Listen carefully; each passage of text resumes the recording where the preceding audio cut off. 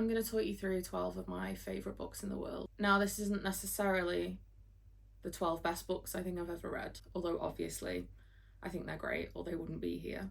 But this is more about books that spoke to me in some way and have stuck with me and would probably tell you a lot about who I am. And I would love to know if, based on this list, you have any more recommendations for me. So in no particular order and with no spoilers, Piranesi lives in the house. Perhaps he always has, except the house is actually a series of interconnected halls, each with their own dangers and wonders, very reminiscent of a labyrinth in Greek mythology. This is almost dark academia, but it's atmospheric, it's fantastical, it's gothic. It's a mystery. I really love books where you aren't really meant to know what's happening at first, like you're almost piecing things together at the same time as the main character is. Although obviously we have a little bit more information than he does. There's another man in the halls and our main character comments that Piranesi is what he calls him, which is strange because as far as he knows that isn't actually his name. And we know, or can know, with a quick Google search, that he's named after Giovanni Battista Piranesi, who was an artist, architect, archaeologist, and who is known for capturing the grandeur and decay of Rome, which translates very well to what Piranesi's doing in this book. I'm going to put on screen a couple of Giovanni's drawings that really made me think of this, and also Susanna Clarke's own map of the halls, because I think that's really cool. And I saw it in the British Library at the fantasy exhibit and then couldn't find photos of it online. In this book we have this really cool juxtaposition of the more removed scientific side. He's making records, he's mapping out the halls, he's recording what's in each room. But then against that, we have this really childlike wonder, which to me is quite reminiscent of Frankenstein, when the creature is learning this new world. Piranesi doesn't remember where he's from, how he got there either. And the sense of wonder at the world and wanting to learn and wanting to understand really reminded me of that. And he says the beauty of the house is immeasurable, its kindness infinite, and just the way he personifies the house as a being with a will. The house is a character in its own right, which is something I really, really love in literature. Each room seems to have its own personality or characteristics and behaviours. It's quite whimsical to read, and that's actually one of my biggest problems with the audiobook, is the narrator went very removed and scientific and dry with it. And I understand where that impulse came from with how it's written, but reading this for the first time was a really magical experience, and the audiobook narrator really kind of sucked that all out, so I would not recommend going the audiobook route. Ultimately, the book is a mystery. We're trying to figure out why he's there, how he got there, why he can't remember anything from before, and what role the strange man is playing in all of this. And it's expertly written, it unfolds beautifully. We almost get to experience that same wonder that Piranesi's having discovering his world. And the way she uses an adult man, but in a new world, in a new setting, he can't remember who he is, he can't remember how he got there, and having that as the device to explore things like ethics and religion and humanity. It's really immersive, and the grandeur of the setting and the house is really well balanced against the isolation and the more introspection that Piranesi himself is doing. It just has a quietness about it that is so powerful and has lingered with me ever since I finished it. It was a relief and a horror to be known so perfectly. This is These Violent Delights by Micah Nemereva, and this version is what I like to refer to as the Evil Blonde edition. This is the UK copy. He's got darker hair on the US one. This is a tale of destructive obsession with academia and with one another, and a tale of violence and of love. It's so poignant, so beautifully written. Whenever one of my followers or friends reads this, they always send me a message screaming about it, and we end up going back and forth in chat, just sharing beautiful quote after beautiful quote, because it's just that gorgeously done. So the book opens with a prologue of Paul and Julian kidnapping someone to murder them. Really throws you straight into the story, and then as chapter 1 starts, it's back to when they first met, and we get to see this development of their really dysfunctional, passionate relationship. And this is an actual unreliable narrator, because people really love to misuse that. It is a specific literary technique where the narrative is written in a certain way. It doesn't just refer to a narrator, a main character that isn't quite accurately interpreting the events that are happening around them. So the story is told from Paul's point of view. He's very sensitive. He's recovering from the death of his father. He's grieving. He's never really belonged in his family or with other people, so having someone be so interested in him is unsettling, and he doesn't quite know he can trust it. And we also have this disparity between them, where Julian's quite upper class and Paul's very working class. He's only ever known love as an obligation, not as a choice. And Julian's behaviour isn't exactly consistent either, so he doesn't know quite what he can and can't trust. We get these moments from Julian that make it clear that we're not quite seeing the whole story. And this does fit more into dark academia than a lot of the things that I get recommended that are sold to me as dark academia. They start in university, that's how they meet. We do actually see them in the classroom. We see that obsession with being right and with furthering their knowledge before it starts to take a twist. But it is very much a character study, a relationship study between two people who see the world in one another and just don't quite know what to do with it. So if you're looking for something dark and toxic but gorgeously written, this is the one for you. I Want to Meet You in Every Place I Have Loved. This is definitely the most romantic book I've ever read. And planning this video, making my notes, I was actually crying, rereading my underlined quotes in this book because it's that beautiful. It's a book that aches. The yearning drips from the page. It's lyrical, it's poetry, it's a love that we could only imagine. It is sapphic. It begins with two genetically engineered super spies on opposing sides of a time war. Each side is attempting to go back in time, change events significantly in order to eradicate the other side.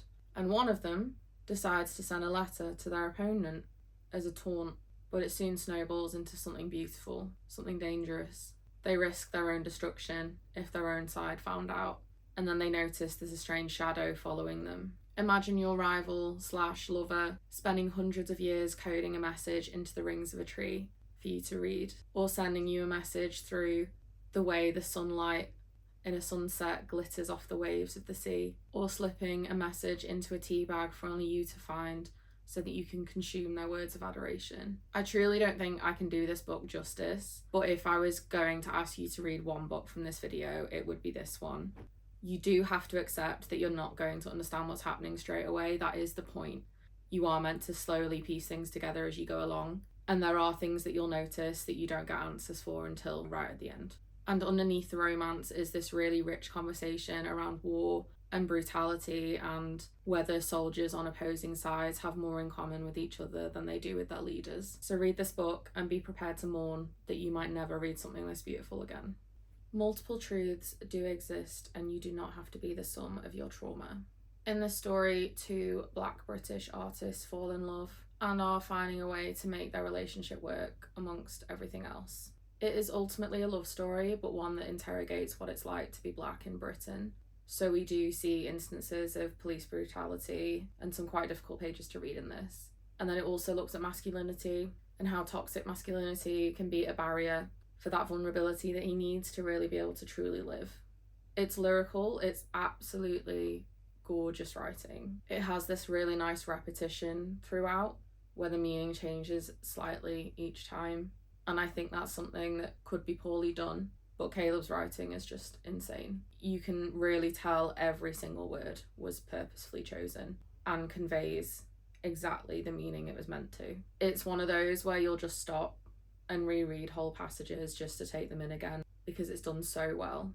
I didn't want to say the word beautifully again, but really that's what I meant. It's one of those books that looks at the beauty in the mundane, in the everyday, and it's very introspective, it's very intimate, reverent almost. And I think me trying to describe it anymore would do it a disservice because I do not have the same way with words that Caleb does. And his second novel, Small Worlds, is amazing as well. The poet runs untrammeled across the meadow. The translator dances in shackles. I think anyone that's come here from TikTok or Instagram would have been aghast if this weren't on the list. I'm truly not sure I would ever be able to describe what this book means to me or how much it consumed me. So our main character, Robin, is essentially stolen from Canton as a child. His parents died of cholera, and within seconds of his mother dying, this strange man comes and takes him away. He's then groomed to go to the Babel Institute at Oxford, and it's not until he gets a bit older that he realises the translation work he's doing is contributing to the colonisation of his own people. So he then has to reckon with his own complicity and get some hard truths about the violence that's needed really when you're battling an empire. The found family in this is just everything. We get some really quiet, intimate moments of connection that just say so much more than is on the page. And we have this intersection of our four main characters. We have Letty, who's a white woman, Robin, who is a Chinese man, and it is commented on at a certain point in here that he can pass for white from a little bit further away. Rami, who is a brown Muslim man, and then Victoire, who is a black woman. So the intersect of their experiences and how they're all an oppressed group in one way or another, but obviously some experience it more than others, and I think that's explored really well in here. I also really enjoyed etymology growing up, so the fact that that's what the magic system is based on was really cool to me. I know a lot of people didn't know this was a fantasy, quite loosely a fantasy. It's treated more as a science and it is only one thing, so if that's not your bag, don't let that put you off. And it is academic, it is quite dense, and obviously that varies so much person to person. You'll get people that think that this is spoon feeding you, and then you get people that struggle to understand it. I really enjoyed the way it was written. I think the footnotes added a lot of humour. It's very tongue-in-cheek, and I think the moments in this where the people come together and really start to rise up and realise that they can make change if they do it together, those parts were as emotional for me as any of the sad parts. And I will definitely finish my annotations at some point and do a full in-depth video on this book. You can look at a picture for a week and never think of it again. You can also look at a picture for a second and think of it all your life.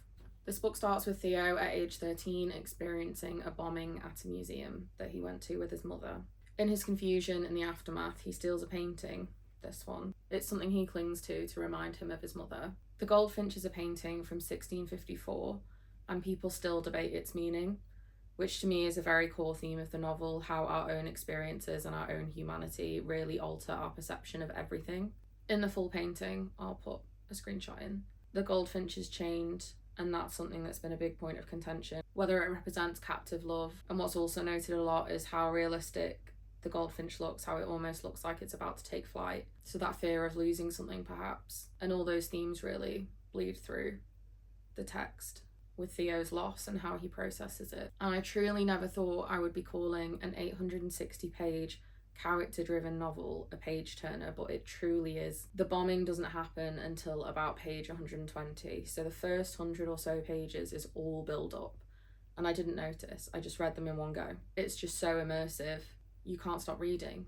This is truly literature. It's an epic. It's just absolutely masterful writing. Each one of these 860 pages is completely worth it. And you almost don't even know Theo very well by the end, which is something that would usually be a criticism for me. But that's truly the point. He doesn't really know himself either.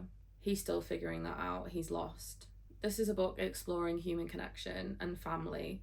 The family we're born with, the family we choose, the family we lose.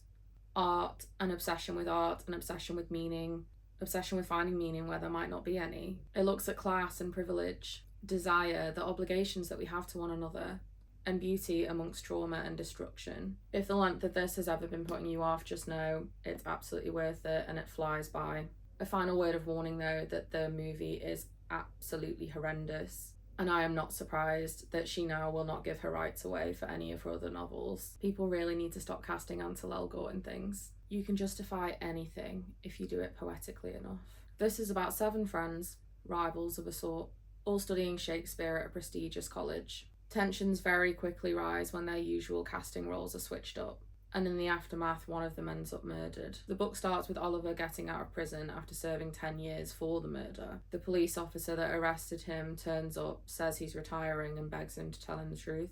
But this is another one that has a true, unreliable narrator, and he even admits that to us a couple of times. It's extremely dramatic, very pretentious. They all talk to each other in Shakespeare's verse, and they're all utterly insufferable. So this is not a book to read if you want to like your main characters. This is a book to read if you like to hate them a little bit, but still have that affection and love for them anyway. And this is truly what Dark Academia is to me. That obsession with Shakespeare to destruction. They're all morally grey. There's tragedy, violence, desire. This is the kind of book that will consume you completely and then twist the knife and spit you out at the end. It's much easier to tell yourself you're a good person than it is to actually be one. This is maybe the strongest prologue I've ever read in a book. It really starts with a bang, and it had me crying in the prologue. So Siona, our main character, is the first woman ever to be admitted to the High Magistracy. She's essentially tasked with finding a more efficient energy source, and in an attempt to humiliate her, instead of giving her an assistant, they assign her a janitor, Tomil. He is very much an outsider. He came to the city from outside its walls because everything was dying, and the prologue is his perilous journey to the city. It's only when they start to work together and she begins to put her prejudices aside that they realise what's really going on. This is true dark academia, one that actually works on dismantling the systems that are in place, actually addressing the elitism, the prejudice. And it does that by having a main character who is part of the ruling class. She sees herself as an oppressed group because she's the first woman to be in her position. She's treated quite poorly as a woman in these systems. So having her be our narrator, be our main character, and show us how she's forced to reckon with the systems that she's perpetuating, forced to reckon with what her government is doing, is really powerful. Be prepared though, that does mean you will absolutely hate her. This book does really mirror the state of our world, and it has a lot of layers to it. There are a lot of conversations being had. There's really gorgeous world building that immerses you in this world while still showing you how similar it is to our own. And it's really meant to reckon with the people that think of themselves as good, think of themselves on the right side of history, but haven't actually done anything to improve the systems, to improve the life for those in a worse position than they are. And I don't really think I've read anything else where our main character is forced to address her own biases in such a strong way, in such a central way to the plot. And it has been said in some reviews to lack a bit of subtlety, which would usually be a criticism from me as well, but it's something I really enjoyed in this book. These systems are very violent. They're not subtle for the people that are experiencing it, the people that are living it. Why should we skirt around that? I think making these conversations more subtle in this book would have done it a disservice. And because of who our main character is, Siona needs it to be blunt. She's completely oblivious. She's missing the point. It's an immensely powerful book, and I felt completely wrung out by the end of it. It's one of those where thinking about the ending makes me tear up a bit, and I think it ended perfectly. Mama didn't feed me from breast or bottle. She gave me blood. Margot, our main character, lives with her mama in the woods. Her father left when she was small, and her mama wait for what they call strays to appear on their doorstep. They invite them in, they make them feel nice, safe, warm, and then they eat them. And one day, a stray arrives called Eden that Mama's a little bit too attached to, and Margot can see herself slowly being replaced. So you might be shocked to learn that Mama isn't exactly the best mother, and that's the key exploration of this novel really, their relationship, the parent and child, the abuse of it all. And that's part of what I like so much about this book. The cannibalism isn't just there for shock value. It's not there just to be grotesque. It's not there because it's a trend. And while obviously the cannibalism is literally happening in this book, it's also used as a metaphor for other things, as a vehicle to explore the parental abuse that Margot suffers from. So I really like how that is used to bridge the unknown cannibalism with the familiar, the parental dynamics, the being an unsure, poorly treated child. And the narrator being so young really gives a certain detachment to the book that you would think reduces the shock factor, the grossness of it. But I actually found the opposite, because this is all she's ever known. She doesn't register any of it as strange, but she's observant, she's giving us a lot of detail. She just doesn't fully understand what she's seeing, and obviously we do. And this isn't one of those books with a twist ending. You know what's coming for a long time. And the horror is in watching it unfold and knowing it's coming and wanting to scream at the characters to escape, to get out. And I read this in January, and I have thought about it almost every day since. It really hurt my feelings in the best way. And I do have a full analysis video of this one planned. So get reading and then we can discuss it together. Can a magician kill a man by magic? Lord Wellington asked Strange. Strange frowned. He seemed to dislike the question. I suppose a magician might, he admitted, but a gentleman never could. This is Dickens' more magical, whimsical sibling. Norrell is the last known practical magician, so he's tasked with helping the British in the Napoleon War. He's then challenged by a novice, Jonathan Strange, who has practical magic and thinks they could shake up the way that they're doing things. So these two end up in a feud that shakes the whole country. And then alongside that, we have another storyline with fairy kings and dark magic and women being stolen away in the night. I actually experienced a bit of Stockholm Syndrome with this book. I did the audiobook first, which is, I think it's 36 hours. I was struggling with it. Kind of thought I hated it, but would never turn it off. And I was driving from London to Manchester and back quite a lot, so I didn't really have anything else to do. And then when it finished, like I'd lost a limb.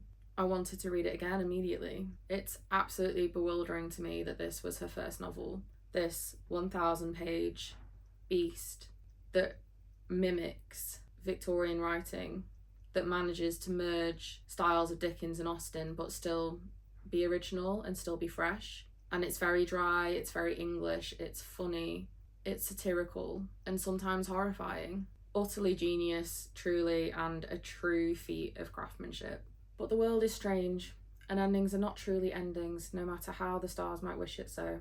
Zachary is reading a strange book in the library, and he turns the page and starts a chapter that's a story of his life, something that happened to him as a child. So he investigates, he follows some clues, ends up at a masquerade party, and then somehow in an ancient library deep below the earth. This is a tale of stories, and stories within stories, tales of fate and time, the moon and the sun falling in love, of bees that talk, inns at the end of the world, owl kings. It's so magical, it's absolutely wonderful to read, and so immersive. This is one of those truly rare books that feels special on every single page, and you feel completely transported to another world, another time, another place. And I think my only complaint is that I wish it were longer. I wish we had a trilogy. I wish it could have been stretched out. And it is another one of those where you will slowly piece together what's happening as you go along. Big fan of those. You will always be fond of me. I represent to you all the sins you never had the courage to commit.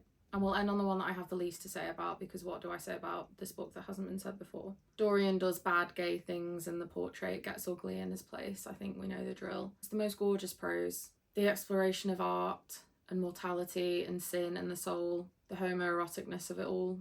And on that note, if you haven't read the uncensored version, I would at least recommend looking up the parts that were removed. Because if you think this one's gay, and all the history behind it, the obsession, the beauty, this made me feel the same obsession, possession that's explored in the book. And studying at a university truly changed me. I think reading this was when I became very grateful that I'd chosen English literature. And we deserve a good adaptation, I think. I do like the one with Ben Barnes. The campness of it, I think, is fun. I think Oscar would appreciate that. But we deserve something on the same scale as the new Frankenstein. Hopefully we'll get it. Okay, and that's all of them. This took me absolutely forever to film and plan, so I hope you like it. I did have 30 books originally, but then putting my notes together was just taking so long that I had to prioritise. I find it a lot easier to talk about the books that I hate than the books that I love, because how do I put what I feel for these books in words? I fear all this has done for me is made me want to reread absolutely everything on that list and abandon my TBR. Bye.